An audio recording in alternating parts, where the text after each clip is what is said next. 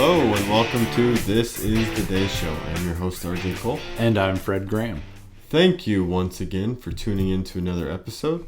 Our shows are now up on video. We are on Rumble and on YouTube. Our podcast can be found on Apple Podcasts, Spotify, and also on iHeartRadio. If you like our show, we would ask that you subscribe, follow, and also write us a wonderful 5-star review. Thank you to everyone that continues to promote our show. We do have a few ways for you to interact with us. You can email our show at thisisthedayshow@gmail.com. We can also be found on X at thisisthedayshow without the W, and we're on Facebook. So search for us by looking up This Is The Day Show. There's also an option to text our show. Select the episode that you're about to listen to, look on the top left of the episode, and it will say send us a text. Feel free to send us any questions, feedback, or interests that you may have for us. And on to the show. So Fred Graham, how was your week? It was great. Had a good week. Yeah.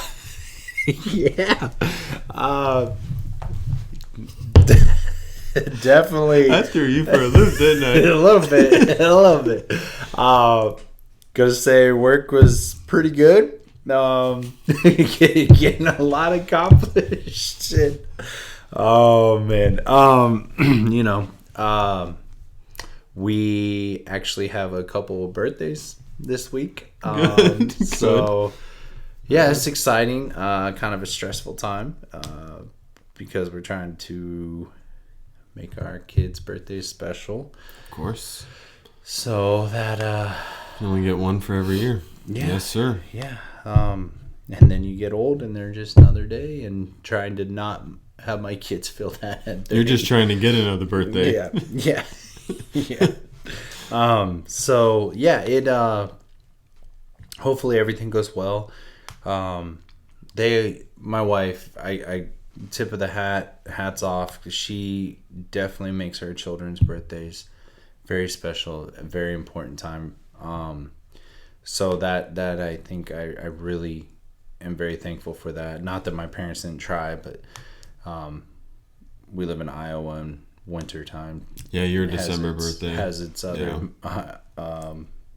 other plans for your birthdays. Right. So, but no, I think outside of that, I mean, I'm gonna try and take a few items to the free dump day, and nice. Hopefully that goes smooth and fast. I've had it where a couple times I've got in and waited maybe 5 minutes, dumped all my stuff, and then just in and out. And I don't know if you've ever done one of those, but normally can turn into a huge. I don't know if I was with you or with my dad one time I did it, but then one was really quick in the morning, and the second time was they can line up pretty far. And it seems like if you got to take more than one truckload or trailer, whatever you're taking, that second one's always so much longer. But I got a couple appliances I need to take, a couple old lawnmower, and just some odds and ends of stuff that I'm like, I don't need this stuff anymore. So, and it's not in a good condition to take to like a thrift store or anything like that. But but yeah, it's been a pretty good week. So what about you? I'm gonna say this week that my cut was oozing probably more than I wanted it to, but it's probably healing very nicely, I assume. And it was fun navigating this week, driving and doing the liftgate deliveries with my arm. Good stuff there. And we're going to go with, I was down on my hours. Still don't get a donate. I'm still waiting. So I'm still a little bit of a Debbie Downer, a little bit of an Eeyore over here. But I did get to see my wife and kids early a couple of days, which, so paychecks-wise stinks, but seeing family, it's always a plus. Always nice. And even if you get an hour or two off early, it seems almost like a mini vacation because you just don't know what to do with yourself. So It's an awesome time. So my week went swell, we'll say. Swell. It's always good, man. Yeah. So, you ready to hop in? Or you got something else to talk about? I was gonna ask. Yeah. I don't remember bracket wise. Were we doing anything with tournament brackets, or we're just posting ours up? Right. I think we're just posting ours up. You guys can look at them. They should be up. If you haven't checked them out, check them out on our pages. This would be the week after. This would be the 24th. It's going to be the second. I mean, just kind of keep up to date with it because it'll still be going. Okay. Yeah. Thanks, Fred. Yeah, buddy. Yes. On this wonderful note, let's jump into our main topic, shall we? Yes.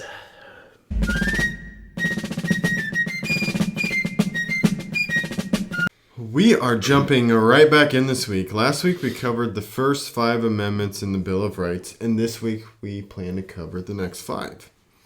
These all are so important. And the reason why I say that is because our founders had the vision to give us these freedoms that we cling on to today. Like, just trying to think of, like if I was in their shoes, starting off a new country, new place, like, I know we could see some of the similarities from the Constitution to the Bill of Rights and how some of the amendments were playing back and forth on each other. So I could see how some of them could definitely play into the Bill of Rights. But like just having the foresight to put that stuff in there to protect us 250 years later, you know? Like that's... I'm thankful that God gave these men that vision. Definitely, yes. Yes. Did you know that while generally well received, 3 states, just 3 states, did not immediately send their approval of the Bill of Rights to Congress until 1939? So I believe it was written in 1779? 1779? And then 1781 when it was finally approved. Yep. So these 3 states did not approve the Bill of Rights to Congress until 1939. That's kind of pathetic.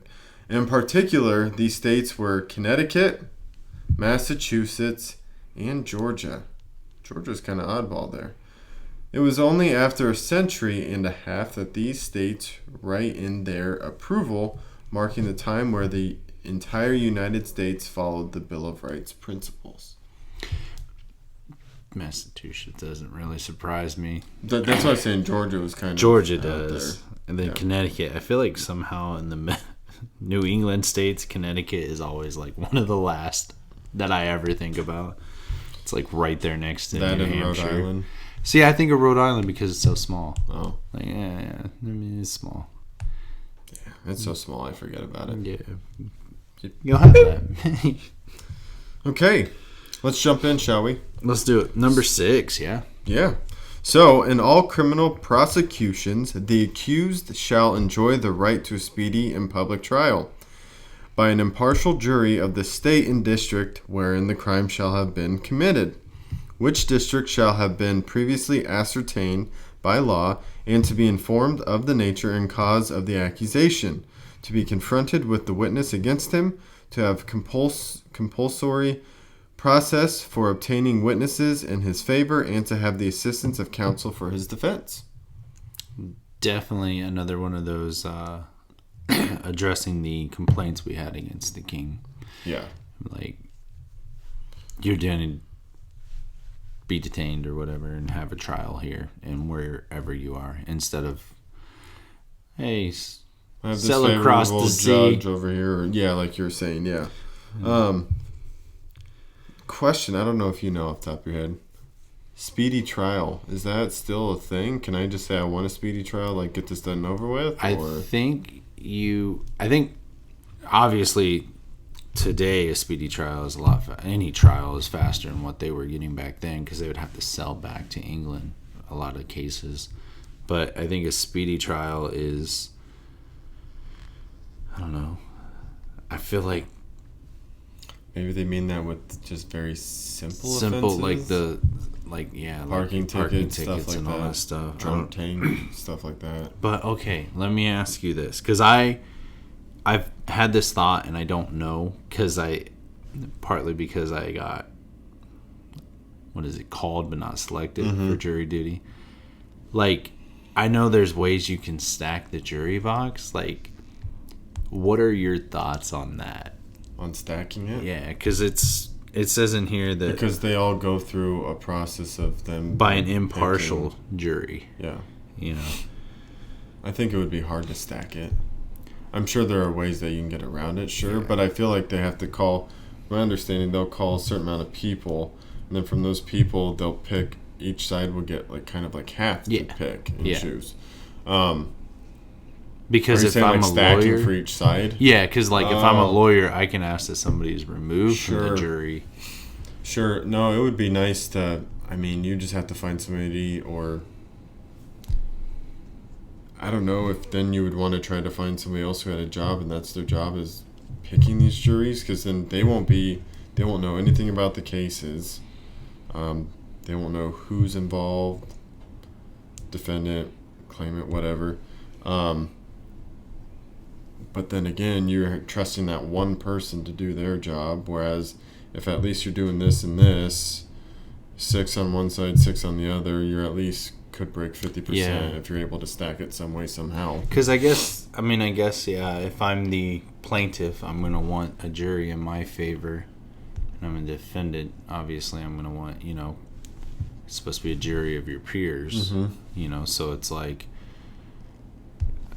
I work construction. None of these guys are construction workers. They're not going to understand. Yeah. Yeah. No, I can get that too. So, I don't know. That's kind of because similar, but it only takes one to have a hang jury, right? Yeah. So then they could retry again. Well, depending on the charge. I think the charge, because some of them are obviously your major crimes are going to recharge. Yeah. Yeah. So, unless but they're like offenses, they're not going to want to spend the time and money. Right, and it's almost like majority. I can't remember. 2/3. I don't remember what the number has to be, but majority of the jury has to find them guilty or innocent, and then they'll go with that ruling. I believe is how that works. Interesting. I need to watch more, like study law or watch more TV drama. Just give me 8 more hours in the day and I'll do it. So, number 7. In suits at common law, where the value in controversy shall exceed $20, the right of trial by jury shall be preserved, and no fact tried by a jury shall be otherwise re-examined in any court of the United States than according to the rules of the common law. I'm going to look this up. I want to know the value of $20 back then compared to the value of $20 now. But it's not even a tank of gas, man. No. I'll just jump to number 8 really quick, too. Excessive bail shall not be required, nor excessive fines imposed, nor cruel and unusual punishments inflicted. Which, I don't even know what to say on that one, honestly, because I feel like if somebody murdered somebody and did something bad, I feel like excessive bail is needed so they don't get out, or they would just no bail would be. It's not required. It's not required. Oh, okay.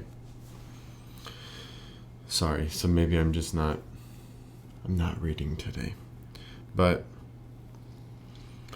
So that's I'm gonna guess it's probably $1,000. 190. Let me see here.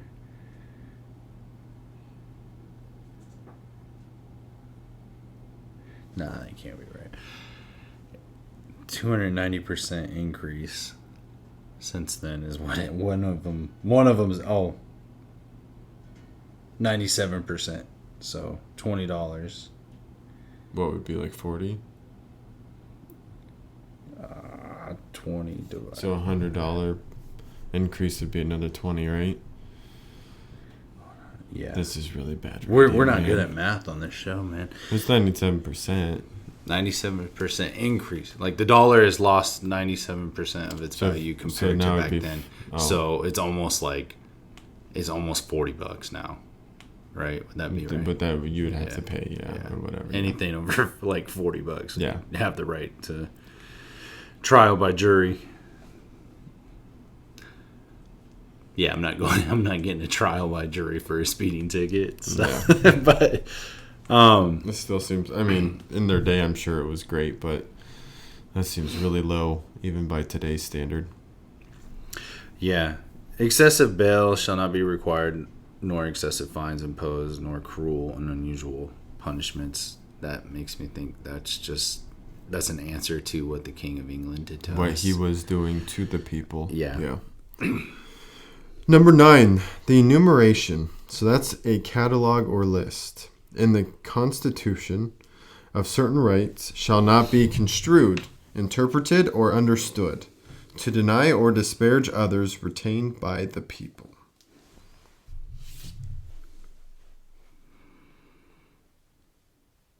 Okay. Yep. And number 10, the last one of the Bill of Rights. And then there's actually, how many amendments are they all together? I think there was like 21 or 22. Yeah. So we have a little bit more we can browse through. Yep. But the powers not delegated to the United States by the Constitution, nor prohibited by it to the states, are reserved to the states respectively, or to the people. That'd be like your state level stuff, right? The powers not delegated to the United States by the Constitution, nor prohibited by it to the states, are reserved to the states respectively, or to the people. Yeah. Maybe. So whatever is not delegated by the Constitution, so I would assume that the states and the people are responsible for it. That's what I'm getting out of that one. Which comes back to your civic duty. Yeah. Yeah. Well, and I know I talked about how the judicial branch is pretty messed up. I think that maybe just highlight it and spotlight it on a federal level, maybe. I don't know. I think there's some judges that it seems third party looking in, they can just get in a rut, just like any other job, where you're just like spaced out or whatever. Oh, I've seen this case before, but I think that's something that, I by all means do not have a desire to be a lawyer. I don't have a desire to be a judge, but I think that's where we need some good, strong American patriots, if I can use the word patriot, to be in there and like understand that their job that has an impact. And there's some judges that I've seen clips and stuff where they'll film their courtroom and everything, but where it's like a judge does give mercy to like a younger kid that made a mistake, and I think that's, I don't know, I think that's kind of cool whenever a judge kind of does stuff like that, because you're like, yeah, that kid, like you can kind of see in that kid's face, like, yeah, he knew he messed up. And then there's other cases where you see the kids no remorse or anything, and they did a pretty heavy crime, and you're just like, dude, I hope that kid figures it out, and I don't know. I just think it's easy to sit back and bash, any one of the three branches of government, but getting involved doing our civic duty. But then also like, people are like, oh, the correction system doesn't work. Well, okay, so what am I doing to correct the correction system? Like, as a Christian, am I going in there trying to spread the gospel, witness to people? And I know I worked at a drug and alcohol rehab, and they started teaming up with the local prisons and stuff, and trying to change multiple offenders, and there's more to life than what you're doing. Yeah. So yeah. I don't know. I think of stuff like that, and I feel like I'm at a point in my life where I'm like, I've sat back and criticized and critiqued a lot, and I think now it's time to where I just need to start putting my feet to it, doing more. Sure. And maybe that's why you can't run for office as like president until you're over the age of 35. I think it's 35. But because you just sit Wise back. up a bit? You just kind of sit back and look at the country, and you're kind of like, there's some changes I'd like to see, but I don't know. I don't know if that's why. Obviously, our founding fathers found a reason. Yeah, I mean, when it comes to judicial system, that movie I spoke about a couple weeks ago still just, it always plays in my mind. Just that, and we always go for the Supreme Court, the biggest and the brightest. Like, they can have an impact on your life or whatever with the ruling, and it's just like everybody just judge shops, and I'm not going to say another one. Yeah, they want to fill the courts, and then you have somebody that's on there that can't even define a woman, and that's just so simple, but yet, like, why is that person a judge? Like, what? Yeah, how are you interpreting the law if you can't even tell me what a woman is? Like, and there's definitely, and you'll see it with them up there, there's definitely a line between what this paper says, and then I'm going to put my colored ink of impression on it with my political party and political views, and then do what I want out of it. And I don't know how that gets stopped, and I really wish it would, because it's not only that level. Well, then you have all the different district judges, right? And it's just like, you saw all the things that happen with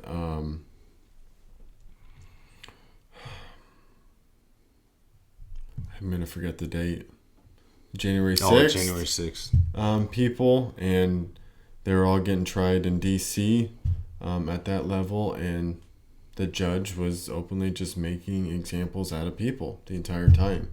And it's sad, man. And, like, they really have, like, they can have a lot of control on your life, if not control over your entire life, to put you away forever or not. Yeah. And like I said, they can have their own rose-colored glasses.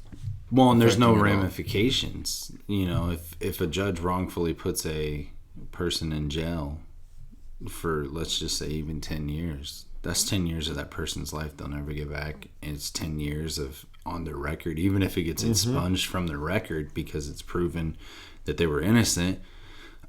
Nothing happens to that judge. Yep. You know, and it's like, you just... Like, I think no that's accountability, man. That's why I'm saying I feel like some judges can get very complacent. They get very, I don't want to say bought, because I don't know if that's true, but you hear that. Right. I will definitely say they get influenced and persuaded. That's a good word, influenced. Whether it's a political party, whether it's a group of people, whatever you want to imagine, somebody influences or persuades that judge to side on their case. And as a result, they might rule in a non-just manner, and therefore somebody who is innocent has to suffer punishment. And then if it gets removed or whatever is sponged from the record because they were found innocent, well, then that judge is just, he goes on like nothing ever happened. Nothing's on his record. You know, it doesn't say how many.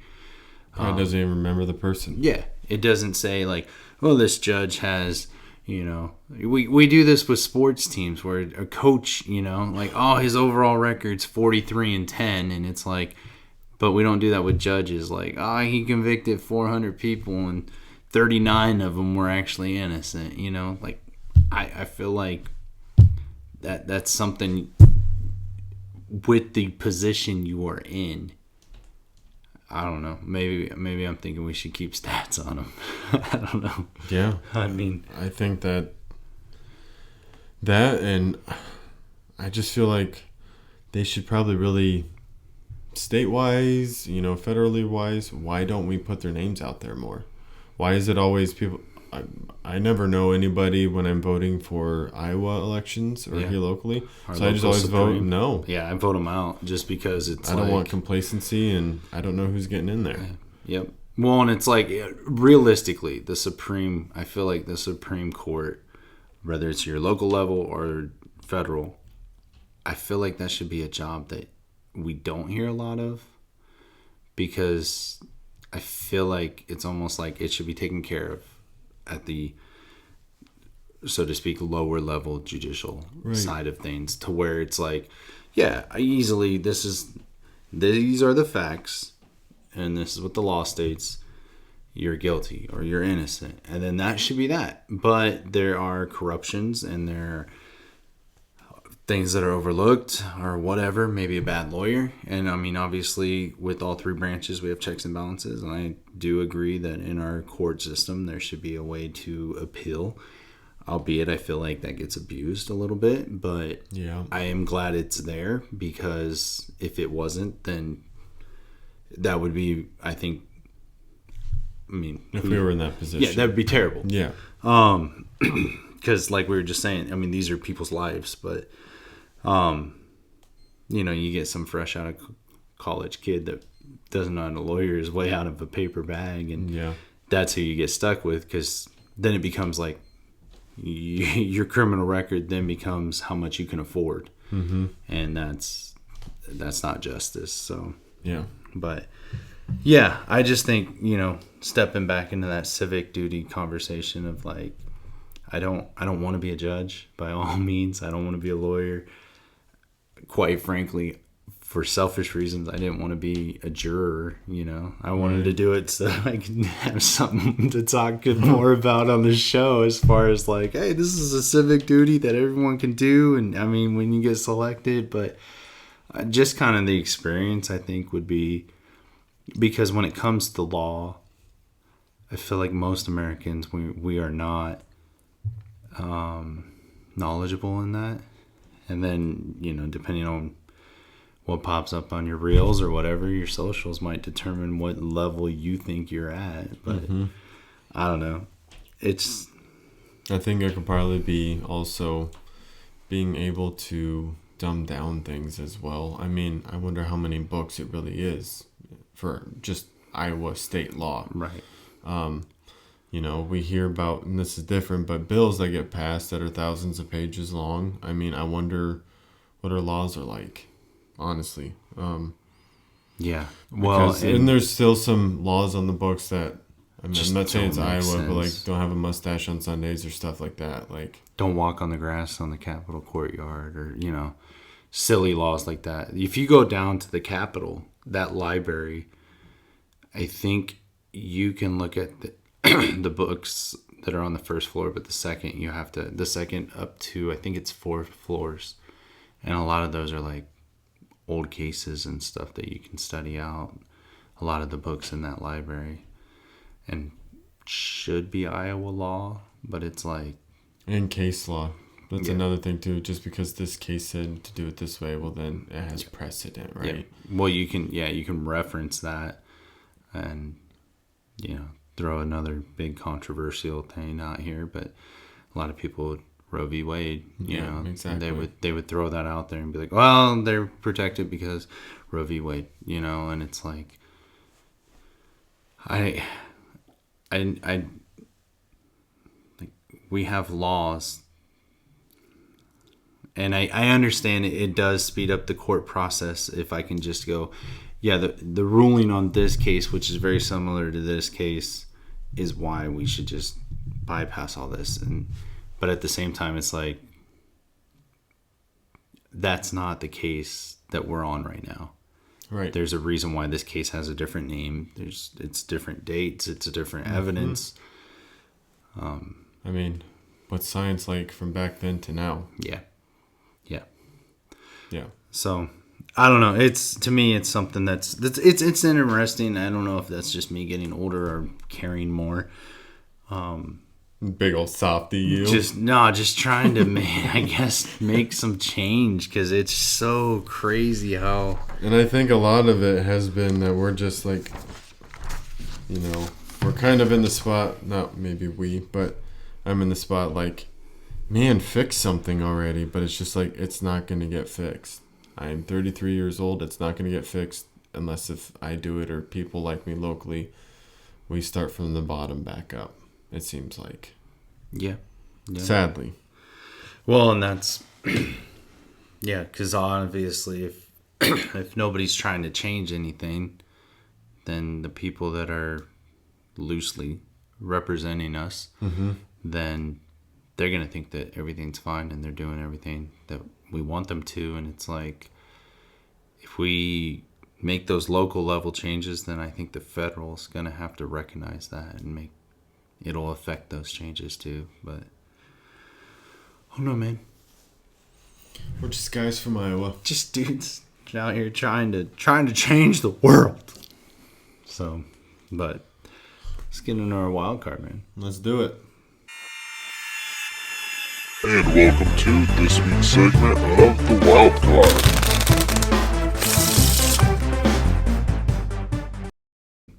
What amendment would you add that could help us out today?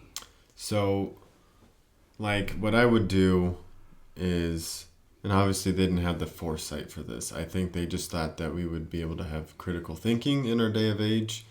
And that just has really just dropped in the past, like, 10, 15 years, right? Yeah. So, mine would either be stopping the transing of people. Wow. Yeah, I don't think they would have ever. No, I don't think they would have thought that we would want to do that to not only ourselves but our kids, sadly. Yeah. Massacring and chopping up our children. Yep. Taking away their ability to have children. Yeah, sad day. But also, kind of like Save Act voting requirements. I don't think that they ever thought that, wow, they would really want people that are non-citizens to vote in our elections. So it would probably be one or the other on that for me. Probably stop the trans. I feel like that's more important. Protecting my kids. I definitely, yeah. Yeah, I could not imagine them having foresight to see that. But I think mine would be setting our, not so much term limits, but like how I talked about before, where you have to start in your local level and you serve, and then you can hit your federal. But you can jump into your federal, I guess, too, because I don't want to limit it. Because then you get you didn't think you were going to be a politician at 7, so you're not a politician ever in your life. But I would have 2 as well, where you can only serve federally 2 terms, and then you have to step down to your local level. So that way you can stay in touch. Then you can jump back after 2 terms. But like I said before, they didn't even think about this as a career, you know? The second thing would be campaign funding limits. Like, you think about it, we got salary caps in sports. We got just daily budgets for everything. But, like, if you want to run for an office, sky's the limit. Look up the Ken Paxton and John Cornyn Senate stuff down in Texas. John Cornyn spent, I think it's the most money, and it's just primarying for the Republican side, and he only won it by like 1 point. Like, just to waste that much money on something like that. Don't vote John Cornyn. If you guys learned anything from today, don't go with John Cornyn. Go with Ken Paxton, please.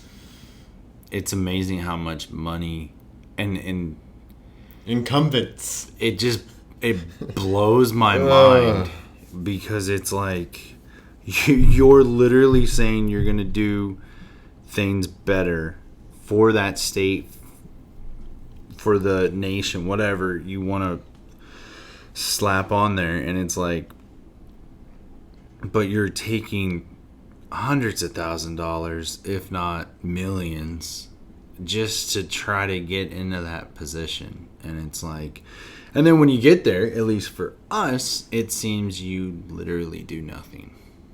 Or lose your way and turn into a Republican. Yeah. Or you're too busy trying to get recognized by the president. Oh my goodness. Every post. Thanks to Donald Trump and his leadership, he's been able to do this. So you're piggybacking on him? Like, it doesn't sound like you're doing anything.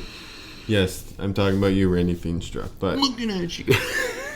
Yeah, it's just pathetic, man. So the second question that we have in the wild card. Good job. You're gonna Nice get me segue. going. Yes. What, RJ, in light of last week's show, Yes. what are 3 dog breeds that you like? So Not necessarily that you have, but that you like. of course, Cooper has a warm place in my heart, but he's a mutt. So, and we still don't really technically know what he is, but love him first and foremost. Even though, man, he's so dumb. But if I could pick 3 and I had the money for, that Cane Corso really impressed me. I liked them growing up. I really did. My views had changed on them a little bit. I looked at Dalmatians. I really liked Dalmatians for a while and stuff. They kind of fell off my radar, but after last week, yeah, they really impressed me. My second one is a Bernese Mountain Dog, which Fred talked about them a couple years back, and they grew on me, and I really like them. They're really pretty dogs. It's out of my price range, though. Oh, yeah. Probably just like a Cane Corso. So expensive. And then the last one that has recently popped up on my radar that I like is don't slaughter me on this, but a Bouceron. Beauceron. It's a really pretty dog. Black and brown and white, and I don't know much about him. I just know it's a really pretty dog. So that's usually what gets me to look. Expensive. Yeah. Very expensive dog. Yeah. So those are my top 3. I mean, I could keep going on. I like German Shepherds. A good old lab. Man, those are some faithful, trustworthy dogs. Having a nice old family lab like Shelby. Yeah. But yeah, how about you, man? You got 3? I do have 3. So my first one, I like geeked out pretty hard on dogs and found a breed that it's a short, it's the Nova Scotia Duck Trolling Retriever. It's got like a red tint to it. It looks kind of like a retriever, Irish setter, yeah. So, yeah. But it's shorter. So, yeah, I thought about getting one. We looked into it. It was way expensive, and there's a 2-year wait list. Yeah, obviously Nova Scotia, that's where they're originated from, and they're just everything I've ever read about them and everything. They're very good with family, very pricey dogs, but and then another dog would be the Bulldog. Although it seems like if you either love or hate Bulldogs is what it sounds like. Just their little punched in face. They almost remind me of the Purple Minions off of when they go but they remind me, they just look like grumpy old people. Just give them a cane. Even whenever they bark, but they're wrinkly and everything. I mean, they're a pretty cool dog, and definitely not a Georgia Bulldog fan or anything like that. But yeah, and then I put for the last one, maybe a German short hair. I don't know. Realistically, I would just like that dog who's gonna lay on the porch and just be real chill and laid back. Basically, a dog that's not crazy. I don't want to do anything. I just want to lay around. Mm-hmm.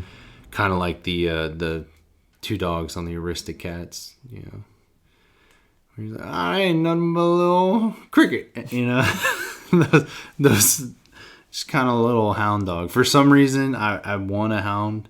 I mean, right now, I don't want a hound in the city for any stretch, but just kind of one of those dogs. But I think I'm discovering I'm not really a dog person. I'm definitely not a cat person, but I think I'd rather human interaction. So you're gonna buy a human? No, we just raise them. Have a human as a pet? we just raise them where I'm at, but no, it's just one of those like maybe when I'm old, the kids are all moved out or something. Maybe I think for you guys, it's finding the right one. For sure, not just getting handed one, but like you guys finding the right one. Yeah.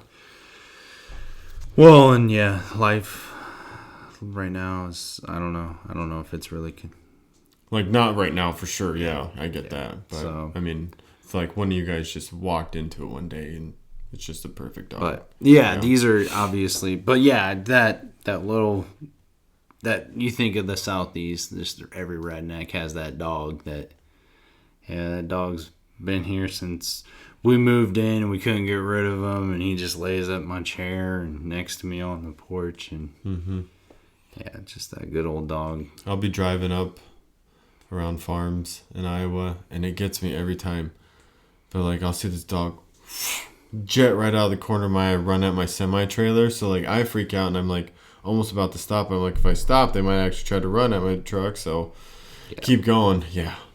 But they're so nice, like 95% of the time, man. That's the thing is I'd want a dog that like is good with people, but like we don't have people over enough to get a dog like acclimated to.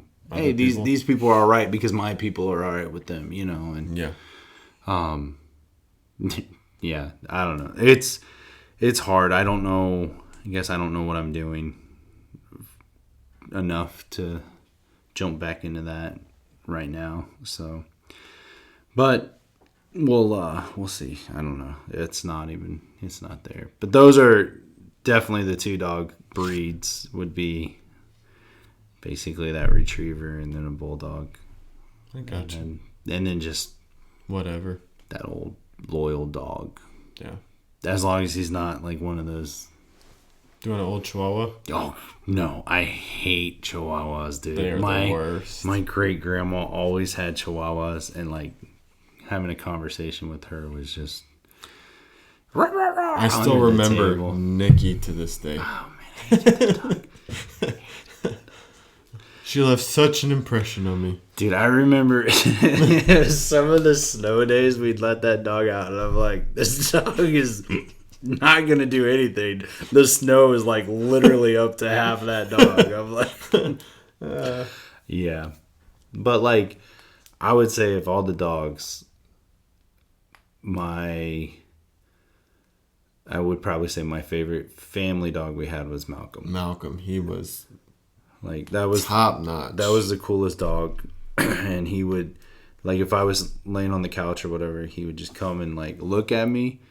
And then right on the floor, like next to me. And I was like, that's the coolest thing a dog can do. It's just like, dude, I'm here. If you want to pet me, I'm right here. If you don't, it's cool. If you want to throw the ball, you can. Yeah. But once you start, just Well, and for a bit. he would calm down. Yes. Whereas I think it was Buddy would not.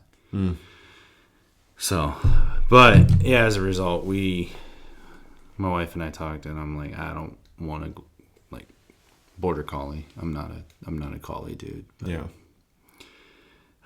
If I could find one, just like if I could bottle up Malcolm, yeah, he was a good dog, man.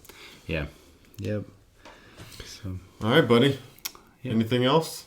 No, man. Let's get out of here. Yeah. Thank you for listening to This Is the Day Show. Don't forget to stand. Thank you.